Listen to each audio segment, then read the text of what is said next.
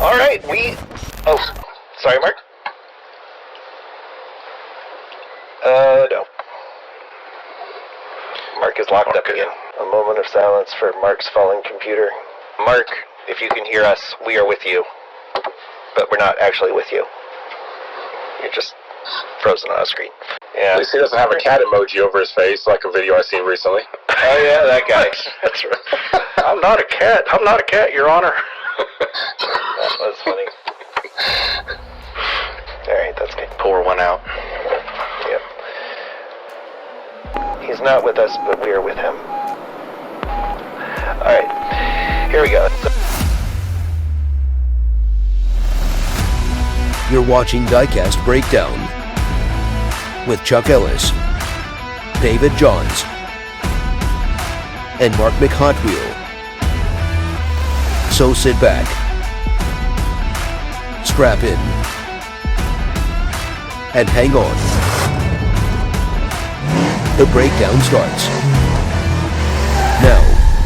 Hey there, folks. Chuck here, and it feels like coming home, I gotta say. It's been a little while since we've been in the studio together, and we're still not quite ready for prime time, it would seem. Mark is having a little bit of technical difficulties, but I am joined, as usual, by my good friend and co-host, Mr. David Johns.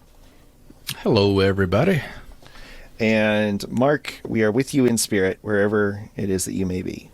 Probably your workshop throwing things at your laptop. But as they say, the show must go on, and we've got a big guest tonight. We've got Mr. Chris Walker. You might have heard of him from such outfits as the Mattel Corporation, although he did not actually work for Mattel. He just worked with them on this little project called a Hot Wheels. So he's going to tell us a little bit about those things. Maybe they'll stick around. Maybe they're a flash in the pan. Who knows?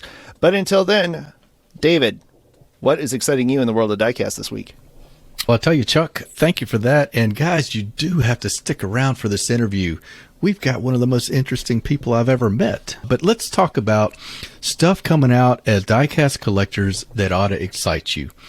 Mark, while he's not with us today, he did mention a few episodes back about a Toyota Supra that was coming out from YM Models. It has a hood that you can take off.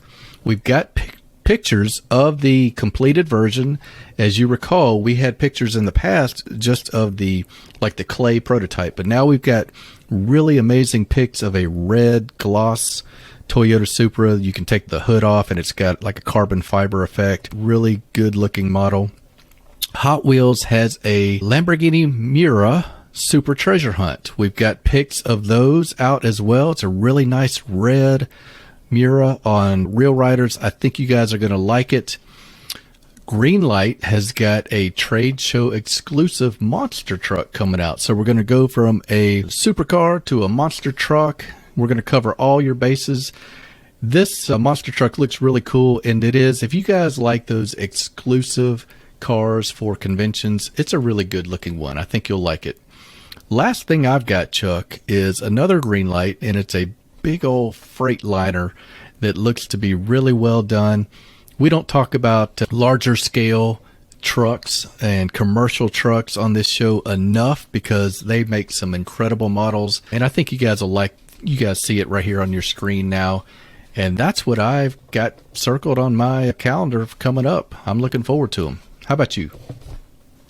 Very cool. Thank you, David. Our good friends at Majorette have got a VW T1 and T3 series coming out, and I am looking forward to this because it's got some pretty cool accessories. You got like a kayak on the old T1, and there's a cool camper top on the T3. They have these photos. These are just prototypes, but we are in for a new VW camper, which I think is cool. A Greenlight has a great Westfalia type camper with the lid up. I actually just picked up one of those at the Herbie anniversary show. I was out there with my brother and had a blast. My brother Justin, who does a lot of the design work for this channel and a lot of really cool automotive and diecast themed designs, he was one of the judges for this gathering of Herbie enthusiasts and Herbie collectors and Herbie replica builders, and believe it or not, they clocked 53 replica Herbies at the 53rd What? anniversary event. I know. It was pretty wild. What are the odds? And yeah, and I got to meet Joaquin Garay III, who was Paco, the kid on Herbie Goes Bananas, and he was really cool. Mark would have liked him a lot. He's a JDM guy. He has a Mazda RX-7, so we talked about his car. We talked about my car. I actually clocked him taking pictures of the Valiant, because the Valiant was like one of the few non-VW cars at this show. There was also a guy that brought a Ford Ranger painted up like Herbie. And I was like, well, good for you, man. Okay. You worked with what you got. You do you. But yeah, there was actually some good diecast hunting there, and I finally got the Herbie monster truck that Brendan Viteski designed. And it is fantastic. I can see why it's so hard to find, because the Tampo work is beautiful on it. It is a fantastic reproduction, and you can tell Brendan's hand, his fingerprints are all over that car. So thank you, Brendan, for a very cool Herbie replica. It is safely on my shelf now. I actually had a woman try to buy it off of me as I was buying it, and I very politely declined. And we had a brief discussion about who wanted it worse. And I was like, I want it worse because I was here first and bought it. But that's the early bird, as they say. He gets the Herbie. Gets the herb. So yeah, it's been a weird return to normalcy for me. I actually got to do some traveling for the first time in 2 years. Got to go to the Herbie show in Daytona, drive the Valiant on Daytona Speedway. That was super cool. It was a parade lap, but hey, yeah. So now Richard awesome. Petty and me, we've both driven blue Valiants at Daytona. Yeah. Look it up. 1 year, Richard Petty, they did a compact series, and he drove a 1960 Plymouth Valiant on Daytona. And they quit that series because the Valiants were beating all the Novas and the Falcons. And it was 1, 2, 3, 4 Valiants every single race. But that's another story. Anyway, speaking of none of those things, diecasts. Greenlight is continuing their weird run of semi-licensed Dukes of Hazzard stuff by finally releasing the thing that all of us wanted, which is the Cooter's Garage tow truck. Don't hold your breath on a General Lee reproduction from Greenlight. I don't think that's going to happen, folks. That's also another discussion for another time. Please leave all that in the comments below. We can't wait to read your thoughts on the General Lee. That was sarcasm. Don't do that, please. Anyway, Cooter's Garage. It's a thing. My brother was actually just at the Cooter's Garage that is owned by Ben Jones from Cooter, and he got me a shop rag with the logo on it. I was like, oh, that's nice. Super cool. So anywho, Q2 of 2022, which is what we are in now. Lots of really cool stuff coming out. Greenlight has that Ford Taurus that I've been itching to get my hands on. Yep. They've been releasing more versions of the Crown Vic for the Hollywood people. They've got Hunter. They've got a damaged version of his Plymouth Fury. They've got the Rain Man Buick, which I'm very excited about. That looks like a fantastic casting. The only way you've been able to get that previously was through Racing Champions or a really bad casting from Ertl. Sorry, Ertl, I love you, but that casting was terrible. And just all kinds of great stuff coming out from Greenlight, Auto World. We've talked about them ad nauseum, but that's because they're doing really cool stuff. Those folks over at Round 2, they're doing some cool stuff. No, sorry. Now, go ahead. that Taurus that you were talking about, was that the Detroit Police version, all black, kind of a murdered out look? Yes, from a certain Cop of the Robot variety. Yes. That is coming. There is a Black Bandit version that is coming out, and it's got the light bar and it's flat black. Yep. Speaking of the Black Bandits, Greenlight has taken a weird sharp turn and is releasing a 1/64th scale Sherman tank. What? So, yeah, Johnny Lightning has a Sherman tank, but it's in 1/100th scale. Greenlight is advertising that this one will be in true 1/64th scale, which is exciting because there are not too many tanks in 1/64th scale. Lindbergh made a kit set that you could buy 4 of them in 1/64 scale, and those are the only 1/64 scale tanks that I can think of that were mass produced. So yeah, keep an eye out for that, and I think that's going to do it for us on the news. So we're going to go straight to this conversation with Chris Walker because it is a banger. So be sure to stick around after the break, and make sure to watch the break because there's important stuff in there, people, and you miss it, you might win something cool. Maybe. So with that in mind, stick around. We'll be back with more Diecast Breakdown after this word from our sponsors. Here's this week's small channel shout-out. Matchbox Man. If you have a favorite Diecast channel with less than 700 subscribers and you'd like to see them highlighted on a future episode, email us at diecastbreakdown@gmail.com. Did you know 5-star reviews on Apple Podcasts are a great way for Diecast Breakdown to grow? It's also a great way to help kids in need. For every review left on Apple Podcasts, Diecast Breakdown will donate 2 Diecast cars to Hot Wheels for Hope. Make a difference in a kid's life and help Diecast Breakdown reach new listeners by reviewing us on Apple Podcasts today. The Diecast Media Network store is here. Wear your passion with pride, featuring designs from Diecast Breakdown, Flying Valiant builds, plus unique designs inspired by diecast culture from Justin Ellis. Visit tpublic.com/Diecast Media Network now. We'd like to take a moment to thank our executive producer level patrons. First and 64th Customs, Video Geek Productions, Jonathan Von Nesh, Donald Rashik, and Twice Diecast. Please stick around till the end of the episode for our full list of partners and learn how you can support this project at diecastmedianetwork.com. Now back to Diecast Breakdown. All right, well, we are super excited today because we have a bona fide die-cast customizing legend with us, Mr. Chris Walker, a.k.a. Night Stalker. He is a 2009 Diecast Hall of Fame inductee. He has worked with a little outfit you might have heard of called Mattel. He is a graphic designer, a mini truck customizer, and all-around master of all things custom. Chris Walker, thank you so much for being on the show today. I appreciate it. I actually work for Mattel. I do some special projects with them. And I have a lot of good friends with them. Although I've done a lot of stuff with them in the past. Some pretty cool stuff. So yes. It's better than being a full-time. Exactly. You are a raconteur, as it were, when it comes to design and customs and vehicles of all shapes and sizes. And we're going to talk a lot about that. But first of all, let's dive in with the basics. For our listeners at home who don't know, tell us the Chris Walker story. Tell us where all of this started. I don't know. I guess I actually customized before I actually collected. I just like the idea of changing the color on something. You know, no matter what color something came, I thought it'd be cool to make it another color. So I remember when I was 7 years old, my dad painted their full-size Ford truck blue. And of course, you know, I was like, I got to paint something of mine too. So I grabbed the hot bird and used a pair of scissors and scraped all the paint off it and spray painted that blue with the leftover touch-up paint. I got it all over the kitchen floor, and, you know, the rest is history. But I've always, you know, kind of customized, you know, everybody said, I've been in like 10 years or 5 years. I've kind of done it since I was like 7 or 8 years old. But I really didn't get serious until 2003. And I started, you know, I built something that somebody actually wanted. It wasn't just a closet thing. You know, I painted my BMX bikes different colors. And, yeah, I mean, everybody did that. But, I mean, you know, I'd go to the bike shop and buy the sticker packs to make it, you know, the factory stickers back on it. And which that was odd. But it's just something I did. I killed time, you know.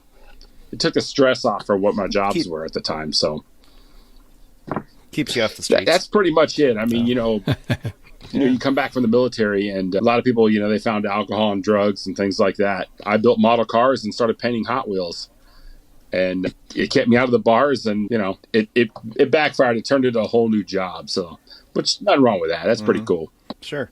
Now, was your family a car culture family beforehand? Not at all. I don't know where I got it, actually. As a kid, you buy Hot Wheels, and, you know, I watched Speed Racer, so that when the Hot Wheels came out with that, I had to have that. I bought like 20, 30 of them. But yeah, we come from a military family, and we just moved around a lot, and I just took to cars. And, you know, we lived in California and Florida. Of course, we lived overseas too, but I got into the surfing culture and the mini trucks and the 80s bright colors and stuff like that. And, you know, you see cars here and there, and I just gravitated towards it. I didn't really pick it up from any family members or anything. Was it kind of a steady process? Did you leave the hobby and then come back at any point? Or was it just like, I'm all in on this and we're just seeing it through? I kind of did. I started collecting in 89 though.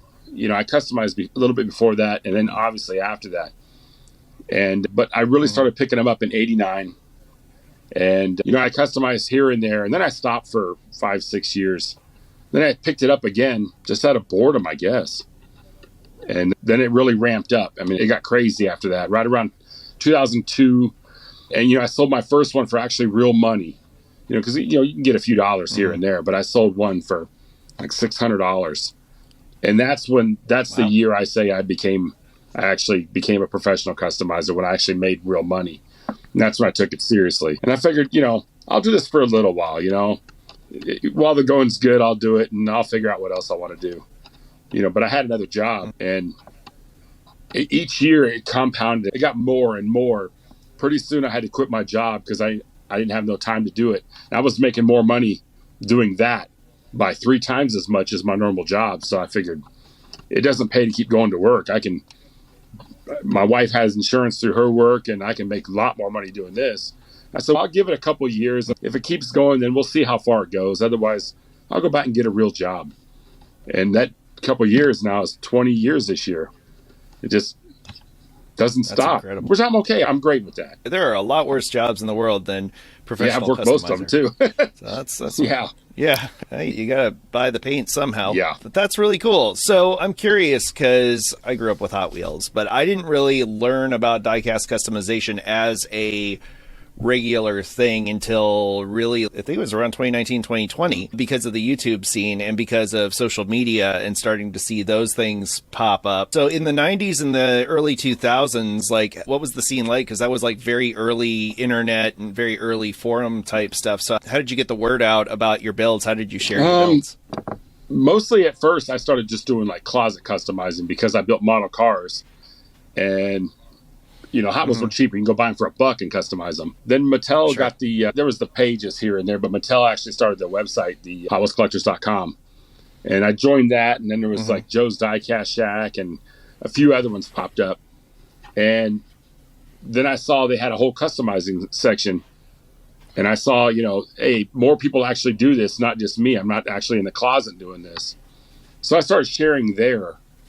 And there was a lot of people customizing, but a lot of them had a limit on what they could and couldn't with their ability. Not a lot of people shared their tips and tricks. So there was a couple of standout guys. I know Jimmy the Box Man, he did the packaging, and Dave Chang Custom City was one of the top guys at the time. And he built the cars and put them in Jimmy's boxes, and they made a good duo. I don't know if they consider themselves a team. That's the way it worked out. And that kind of inspired me to see, hey, people take these seriously. It was mostly just for a lot of fun until you build something that you put, what I thought put more than an hour's worth of work into. I can get $100 for, which I thought was really weird. I mean, it's like, people work a week and they just spent all that money on something I built in an hour. So... But we had talks to some of the other guys. Now everybody seems to customize. Everywhere you go, there's, it almost seems like, which it might not be accurate, just, from the cheap seats. It almost seems like a lot of people found out, you can make a little bit of money doing this, which I can't fault them for that because honestly, that's why I started doing it. When I customized, I had read about the Hot Wheels conventions on the page, and it's like, that costs a lot of money. That's not something I can ever afford, because I didn't have two nickels to rub together. So that was a pipe dream. But then there was the 2003 convention at Nationals in Cincinnati. And I had read through some of the customizers, if you do pretty good at the contest, you can sell the custom and help offset the cost of going to the show. And I thought, I'll build a few customs and maybe somebody might like it after the show and I can sell them, maybe make $150, $200 to help the cost of driving there and all this and that. And that was my first show. And I ended up winning second place and got the attention of Amy Boylan from Mattel. She was a senior VP of boys division at the time. And she's like, hey, you want a job? I'm like, yeah. So, it kind of backfired, but I basically did it for money as well as anybody else. I mean, so that's not a dig if somebody thinks I do it for the passion. We all do it for the passion. But if you can make a little bit of money in your passion, that helps pay for the hobby, which is always very cool. I think the barrier to entry for customizing is so much lower now because people have shared so much and because the technology is better. Like you can buy a printer and print your own decals now. Like I can print white toner decals in my house for less than $1,000. And that's incredible. And 3D printing and the access to things like Amazon where you can get jeweler's saws sent to you in a day. Where that would not be something that I would normally even thought, a jeweler's saw, that's something I need. Or, and wheels. Everybody's got wheels. And the wheels. You're right. You would have had to, you'd have to cannibalize Real Riders off of another car or one of the fancy Matchbox or something that wasn't really a thing. because I had started collecting again in like 99, 2000. And even then, like the premiums, like the Johnny Lightnings and stuff, even they weren't that great. And a lot of them had hard plastic wheels and stuff. They were still kind of coming into their own. So yeah, getting access to the tools has become completely different. And you've got like eBay, and you've got places like Treads 164 that'll ship you wheel sets cheap from, I believe they're in Malaysia or wherever. And, you know, it's incredible. I just got off AliExpress. I got a set of 100 tires, just the tires with the treads on them. They're rubberized. And it was like $6. I was like, are you kidding me? Yeah. So I could fill up all those tire racks on the back of my little garage now for $6. We don't have to drill out treasure hunts anymore. Exactly. So that was one of the biggest problems, finding those wheels. You alluded that everybody is doing customizing, and it is rampant because even myself, who has no business being in a workshop, has done a few customs. But I tell you what, everybody's not doing is large scale customs. And this is the guy right here. Chris, tell us about how the large-scale Hot Wheels came to birth, and I want you to mention the candle, because I know a candle is a big part of this story. Oh, man. I didn't start out to do... I'd love to say, you know, I'd gravitated towards the large scales because nobody else was doing it. That'd be a lie. That'd be the simple thing everybody would think. I bought a model car, because I still build those once in a while, when I get time, whenever that is. I bought a model car of a Camaro at Walmart. Right. It had red line tires on it and all that. I was like, cool, I'll make it look like a Hot Wheel of some sort. I'll put the stripes on it or something. So I bought it, brought it home, opened it up. There was no red stripes on the tire. Man, I was pissed. So I'm like, I got to somehow make red striped tire. I couldn't find anything. There wasn't a lot on eBay and all that. So I figured, okay, I'll paint it up to look like a Hot Wheel, like a heavy Chevy, and I'll just put the big blown engine in it. But I need the wheel. I'm like, if I'm going to do this, I'm going to make a decent looking wheel. So my wife wasn't home. I'm like, I looked on YouTube and saw videos on molding stuff out of a candle and all that. So I took my wife's candle. It was on top of the TV. And it was some kind of like chocolate smelling coffee candle. But it was new. I'm like, well, she ain't going to miss this. She got a ton of them. So I melted it down and poured the hot wax into a shot glass and then put a bolt through the middle of it. So that way when it dried, I can chuck it up in a drill. And I held the drill sideways on my desk and used it like a lathe and carved the shape of a wheel. And then, you know, I put the red line tire groove into it and all that. Then I had to cut the little triangles out of the center for the actual wheel. And then I molded that, and I had my red line tire. My wife got home, she's like, what's that smell? You burning a candle? I'm like, no, I cut this candle up. Oh, man. I'm still hearing about it. She was complaining to somebody at the Nationals in Charlotte about it. She brings it up. But, I mean, that's what started it, you know? So the candle or boxing the kangaroo, which do you regret more? I think the kangaroo. That's true. That's a physical ailment. It had to be the kangaroo because these large-scale Hot Wheels guys, and I'm talking to the fans now, Chris has got stuff in the Mattel headquarters. He's got stuff in the Peterson Auto Museum in L.A. Just, you know, we're talking about it in jest. But these things really took off. Mattel loved them. I mean, they ended up making them, right? They got 5 of them from me, and one of them was a beach bomb. So they did the 2. They did the Boss House and the Heavy Chevy, and that took quite a while to get going. They had a change of the guard of whoever's in charge there at the time, so I figured that project was dead. Next thing you know, they came out. Now, if those would have been successful, they would have continued doing them, and the next Beach Bomb was going to be next from what I was told, which would have been very cool. They were $25 on the Redline Club site, and people complained that they cost too much being all plastic. You know, if it was all metal at that scale, it would have been a lot more. I mean, model cars cost that much now, even more. So they didn't sell as well. Sure. They had a following, and now they sell for over $100 in some cases. I tried getting some in Charlotte. They were up over $100. Do you regret that maybe the tires and the wheels did not smell like chocolate? Maybe that's the missing factor. It'd been nice, in little the whole scratch and deal. sniff, you know. But I mean, I've improved my wheel since then. I wonder if there has been a scratch and sniff Hot Wheels. That would be a question Mark would ask if he was here. I think we should all send Mike Zarnock the email on that one. Yeah, he would know. He's the man for the job. I thought of him actually. I was in an antique store the other day, and the only other place I've seen these is on his back wall. But it was the Hot Wheels size crayons. that way. It was like a cast wax crayon that had a die-cast size, like a little twin mill or something that went on the back of it. And I was like, wow, that is a obscure thing that made me think of him. But anyway, yeah, that would be in his variations book, I bet. I always make a joke about him because he buys everything with a Hot Wheels logo. You know, tissue paper, little kid sunglasses. I always said, I said it on the History Channel, but they didn't put it in there, that he could have been, if they'd have made Tampax or something, or tampons, he'd have bought them. It's not the same without the flame. Hey, I had a joke there. I can imagine. There you go. But anyway, yeah. Anywho, get tested, folks. That's really cool. So you kind of come into your own in the 2000s. You start connecting with people. Like you said, you didn't work for Mattel, but you worked alongside Mattel. Tell us what that was like to see your design in diecast form for the first time as a mass-produced It's thing. Unbelievable. I mean, I've done work with almost every diecast company. Some of them I've only done work with as far as for, that's my passion there. Like with the Shelby Collectibles line, I pretty much did the whole line for like the first couple of years. Everything that was out, I did. Samples that didn't work out, so it was never seen, but other ones I did, you know, stuff that came on the shelf. But for me, it didn't seem like it was real. Well, I mean, it's real, but it wasn't as cool unless it had the Hot Wheels Flame logo on it, because it's not Hot Wheels.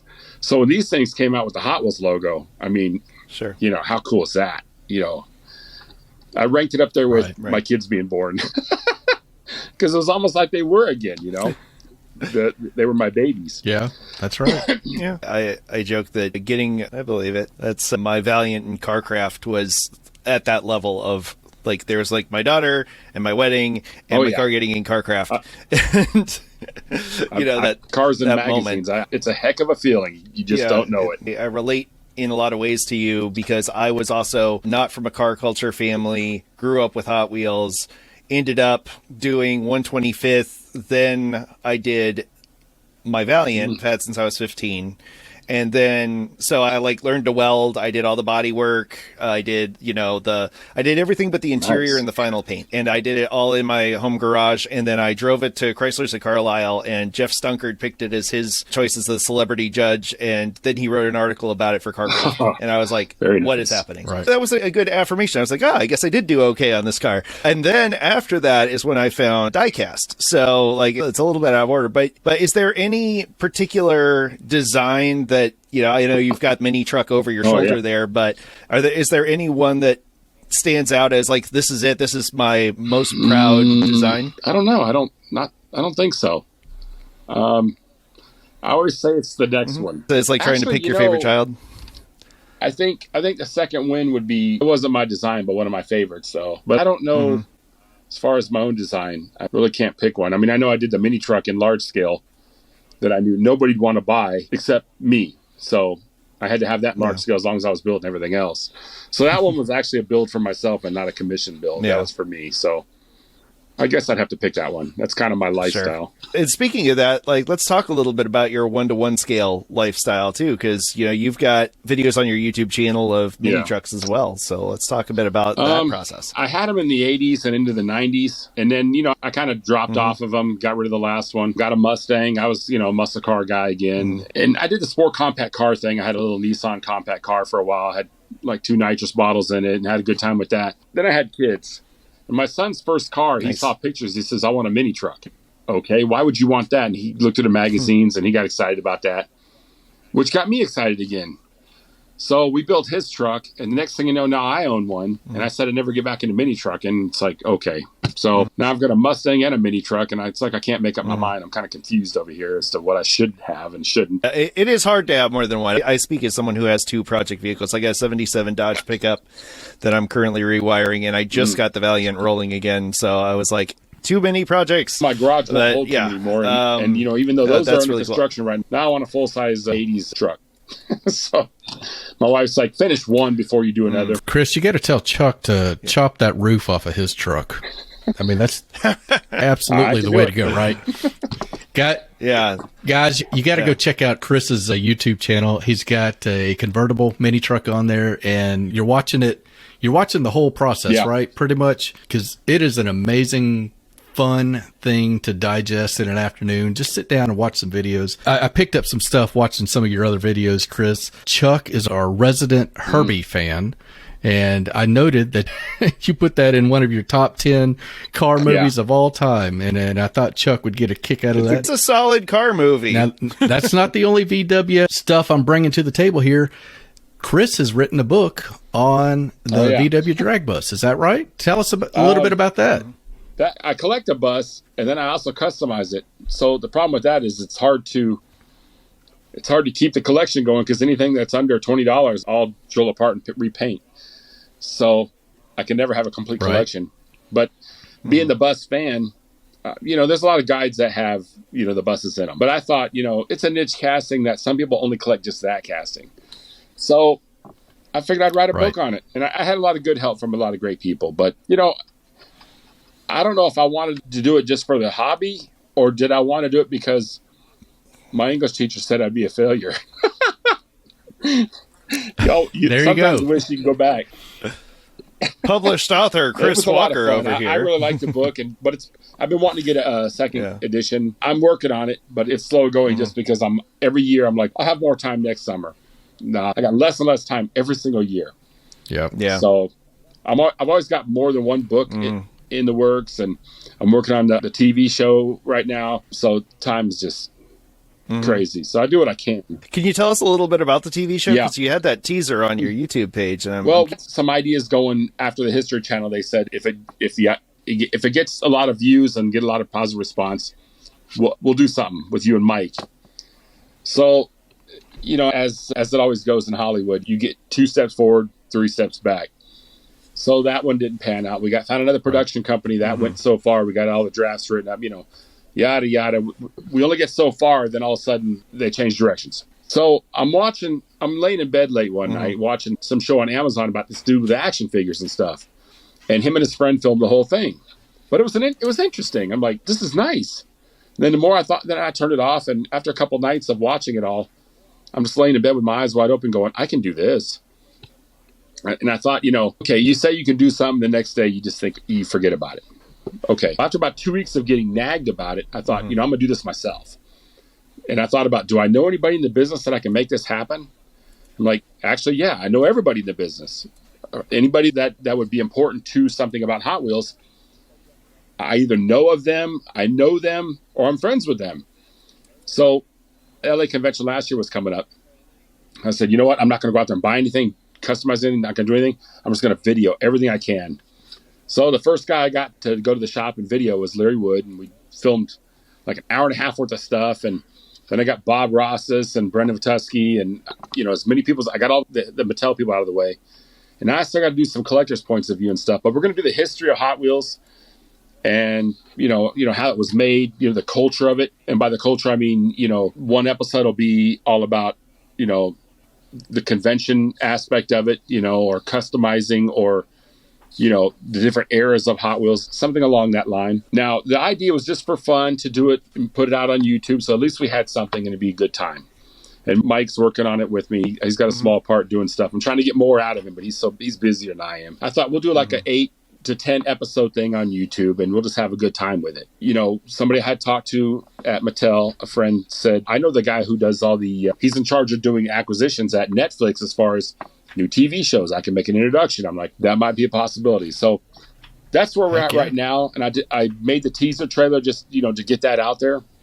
And I'm still making more stuff. I got to redo, like, for instance, in the commercial, any of the track footage and all that from the commercials that were used in there, I have to reshoot all of that stuff. So I got to sit and build all kinds of tracks in my basement and just videotape. And that's been tedious. That's been all winter. But, if it gets on Netflix or something like that, it'd be really good. But if it doesn't, it only makes it as far as YouTube. That's okay. We made it and we're going to have a good time with it. And we'll see what happens. But that's what it is. Would it be cool if it ended up on Motor Trend at night on TV? Oh, that'd be awesome. I'm going to think realistically because I want something that I can put together that people actually be able to watch instead of here we are 3-4 years later and nothing's happening, So that's Hollywood. Hey, Motor Trend has a show where a guy builds a model car and then talks about the real one. So anything is possible because I would never, as a model builder, thought in my wildest dreams you could have a show like that. But yeah, that's so that's really cool. And it's funny because that's kind of how this show came about. It came about because I know Mark and David, and we all are, we're enthusiasts and we like sharing the hobby. And I just realized, like, nobody's really done like a Top Gear for diecast. Like, there's no real podcast about it, or no real like there's people like Lamley and Ministry of Diecast and Zarnock who do their like updates and here's what's new and all that, but you don't really have anyone doing roundtable discussions, interviewing people, like dipping into various topics. Like, it's usually pretty limited. So I was like, I have a background in TV production, let's give it a try, and here we are. So it hit a little bit of a snag, but we are moving forward now. Chris, I really want the people that watch this and hear this to really go check out your work. I want them to see your work. I want to ask a few questions about that, because when you look at the work on there, it's pretty obvious of your passion and your ability and your skill and all that. Can you think back, maybe, have you had any special commission jobs that really meant a lot to you, that meant something to the recipient? Yeah, there's been a few. Some people might know, some people don't, just because they asked, not to discuss. One of them actually had me sign non-disclosures, which is kind of funny, for a 10-year period. That time's up now, and I just haven't mentioned it. Oh. Yeah, I guess I could say it. Oh, boy. The first one, I think, was for Chip Foose, a hot rod set I built. It's got, I mean, what hauls it? I think a bus cab. I think it's a bus cab and a trailer and 2 hot rods on the back. He had that in his office for many years, and that was pretty cool. And that was the first time I built something. I think it was 2004 or 5. Might have been 4. Yeah, I can't remember. It's been so long. I think maybe 5. Be safe. First time I built something that somebody of that stature would have liked. And I mean, he went crazy over it, which I thought was really cool. So I said, at least I'll send you a picture. I want to take a picture of it, and I'll send it to you, and you sign the picture for me so I can at least have something that, what it looked like. So I still have that. But another one was for Nicolas Cage. He wanted a few muscle cars. He likes customs. He collects Hot Wheels, but he doesn't collect like we do, where we buy almost everything, or he just collects a lot of the muscle cars he likes. Right. And then he wanted custom muscle cars. The last one, though, that off the top of my head is the one I was speaking of. It's for Gene Simmons. He collects some red lines, but not all of them. Only the ones that he played with as a kid. So he's got good examples of those.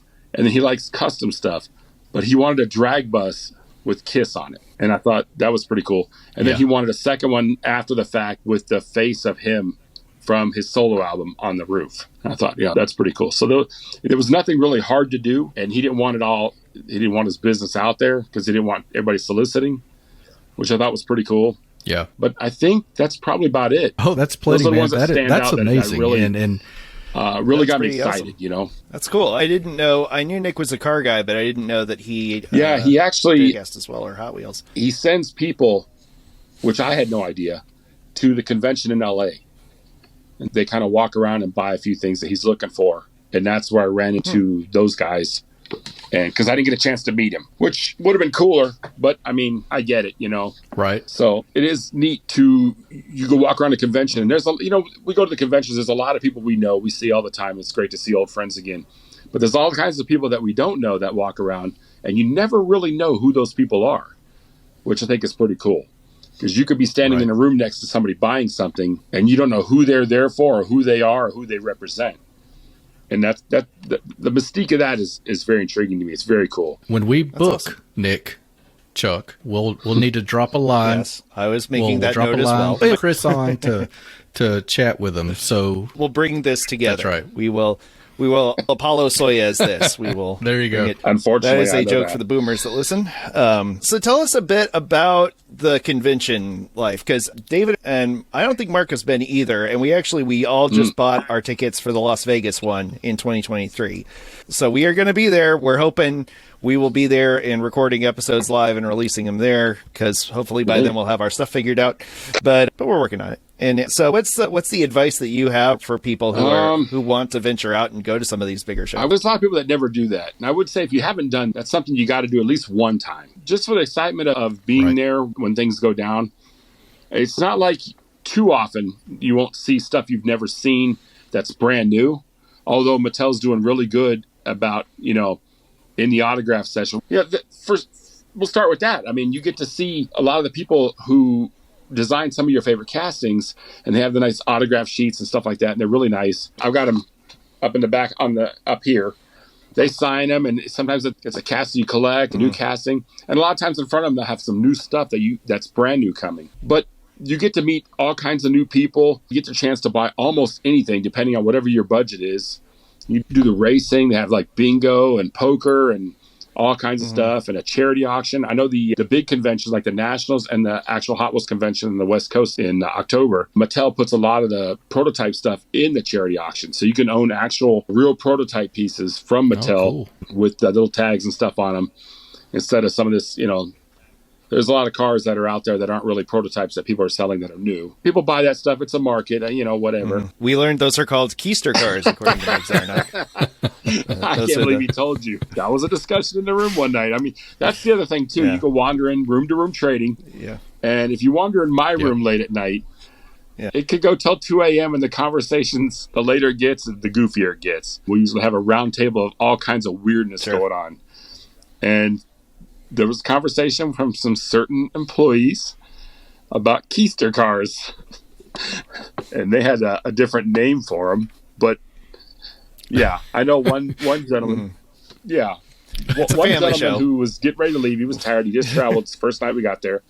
He's like, I'm going to head to bed. He started to get up and walk off, and somebody mentioned a keister car.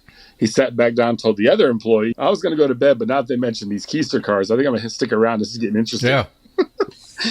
So you got to hang around for that. But yeah, I mean, you'll meet a lot of new people. You get a chance to buy some cool stuff, souvenir cars, whatever, custom contests if that's your thing, or you can go check it out and just to see, even if you're not a customizer, and see some of the talent some of the guys have, from amateurs with great new ideas and to full-blown professional customs. And it's just a really good time. And, you could set your own hours. A lot of people bring families. And, a lot of the wives, my wife, the first convention we went to, she says, I'm not going to no Hot Wheels convention. I'm not going to sit around with a bunch of old, over-the-hill men sit and talk about cars.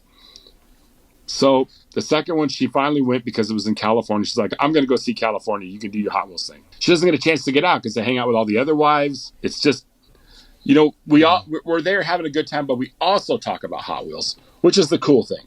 Yeah. So a lot of the wives, they get together, have a lot of their own discussions and weirdness. And then, at a convention, you can pretty much, depending on what you want to do, you could set your own hours on how much you want to be at the convention, how much you want to go off site and go sightseeing and hang out with other families you met there and go get dinner, things like that. So it's just, you got to try it once. It's just a really good time. And you ain't got to spend a lot of money. It just depends on what you want to do. That's right. That's pretty much it, I guess. No, that's good. Hey, just to clarify, because it was really interesting to me to think about the attendees literally having cars in their room. It's like an open flea market. You just go room to room. I mean, does that really happen, or is that just kind of something they put on a promo? So some people, you can do some shopping.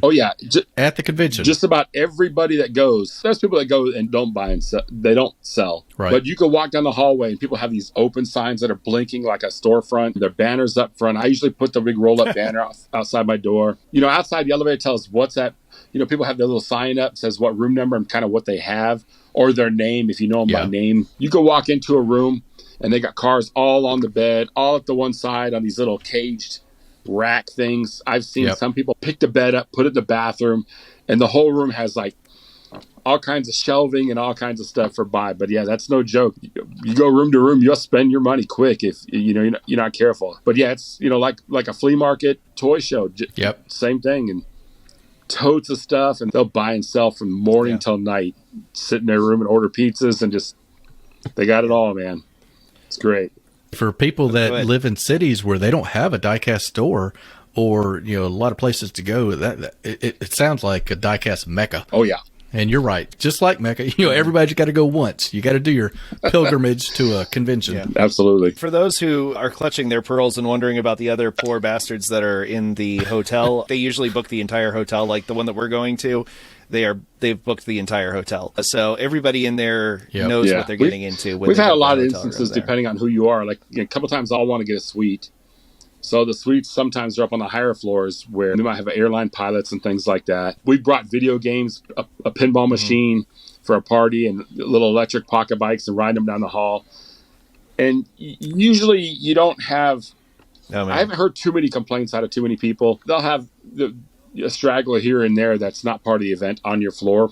But for the most part, most people understand, kind of what's going on. And we've even had people that they weren't for the show, but they pop in the room and, just ask questions because they see all the rooms open. They've never seen that before. And they just want to know what's going on and what's it all about. And they end up looking at the cars. And I've had a couple of them buy some cars. So it even gives some away to their kids and things like that. And they're pretty good about it then. They don't care. Sounds like a fantastic time. I'm really looking forward to it. Yeah, you're going to have a ball. Yeah. So we're going to try we got the Las Vegas one, and we'll try to do LA when it comes around. LA's the good one. Yeah, that's really cool. So, David, you want to get to the list Chris, of questions? Oh Lord, we ask the same 5 questions of all of our guests. So, in rapid fire format, I need to know the first casting that really caught your eye. What made you a collector? What's first one that jumps to your mind? I would say it was the mini truck in '89. I had a mini truck at that time. Okay. And I saw that and I went crazy. That checks out. We got the picture right behind him. How has collecting nowadays, how has it changed from back then for you? Actually, I want to say that mini truck picture right there, Larry Wood drew that for me. Yeah, that's amazing. So that means a lot to me there. But collecting now, I really like it now more. It's harder to find anything. I mean, obviously, because there's so many people that collect. That, and the other problem is there's people that don't really collect, but they know that you can make money off of it. So they, I don't want to just call them a scalper, because scalper gets it gets thrown around a lot, but they do it for resale. Some people do it for resale to help fund their collecting, which I'm all for that, because that's what collecting is all about. Whereas back in the day, in the 89, 90, you didn't know what was coming.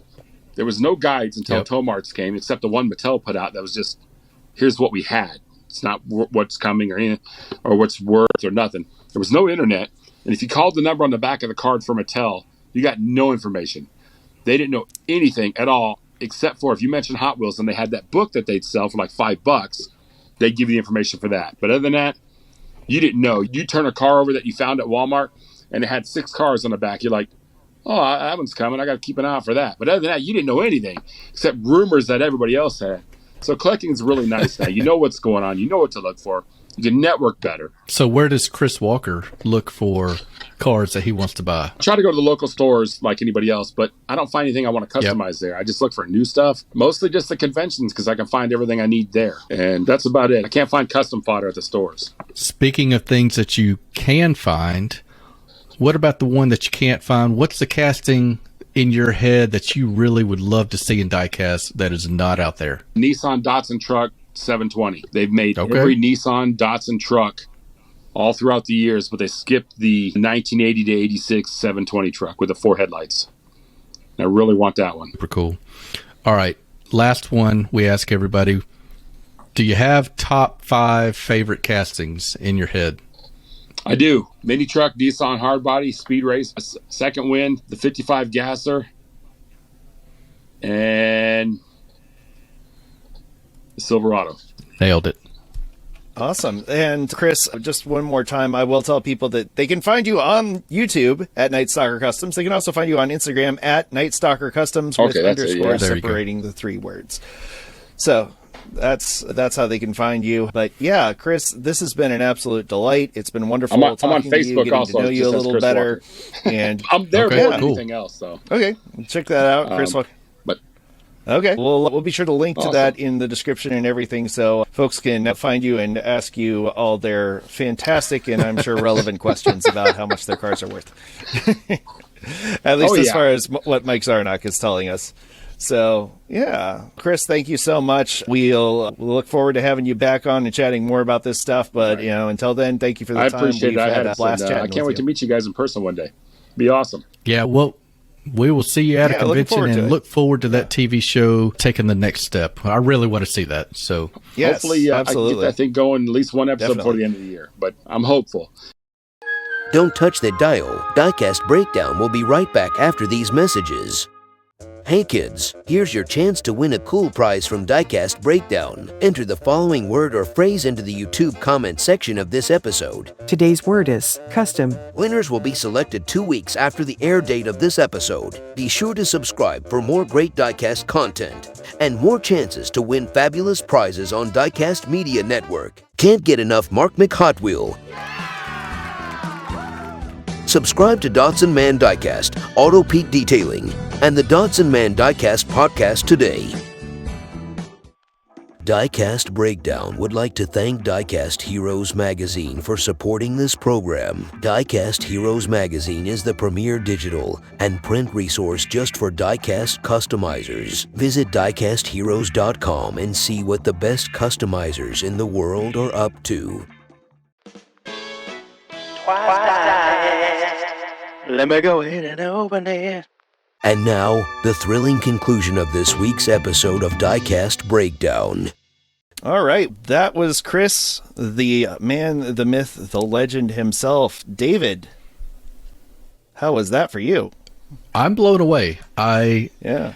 The more, that's one of those guys, the more you talk to him, the more you realize the influence he's had over our community that you would have never known. He's a humble guy. He's not going to wear it on his sleeve, but he has had, his fingers in a lot of pies to our benefit, and he's laid the groundwork for a lot of cool stuff now that we enjoy when, 10, 15, 20 years ago before we were doing our thing now. So kudos to Chris. Thank you for everything you've done for the community in the past. Yeah, and thank you so much for the time getting on our little show. It's been amazing, the people that we've gotten to talk to, and we've got even more awesome people coming up. So be sure to hit the subscribe button, the like button, ring that little bell so you make sure you don't miss the episodes. I know we've been a little sporadic lately, but we are paddling like crazy on the back end to make sure that these things come out in a more regular fashion. We've got some really exciting stuff coming up. So until then, please like, share, tell a friend if you like the show. That's the best way to help us.